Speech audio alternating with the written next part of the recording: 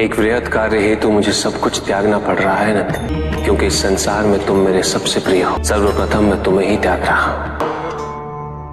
प्रभु, आपकी आज्ञा शिरोधार्य है।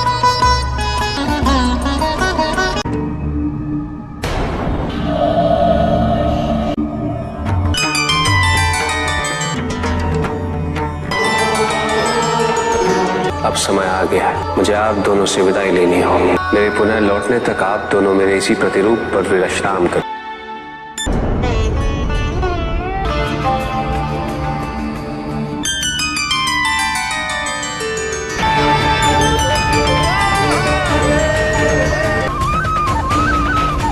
आपके वापस आने तक मैं इस स्थान पर आपकी प्रतीक्षा करूंगी। क्या कारण है स्वामी कि आपने अपनी हर प्रिय वस्तु और परिजनों का त्याग कर दिया है?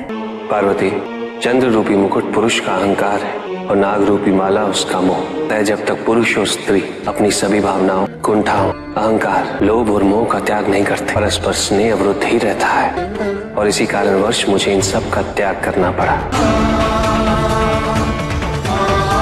आपका कथन सर्वथा उचित है स्वामी। पुरुष और प्रकृति का मिलन नैसर्गिक अवस्था में ही होना चाहिए। अब प्रस्थान करें।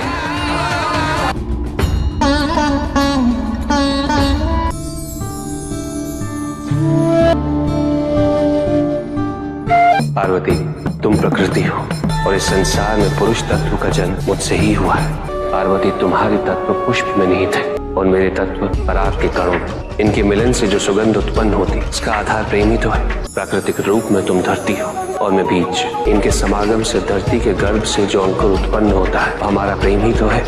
इसका तो ये अर्थ हुआ कि हम सदा एक दूसरे के पूरक रहे हैं। किसी न किसी रूप में हमारा प्रेम इस सृष्टि पर विद्यमान रहा है। हाँ पार्वती, यही पुरुष और प्रकृति का मिलन प्रेम की पराकाष्ठा है।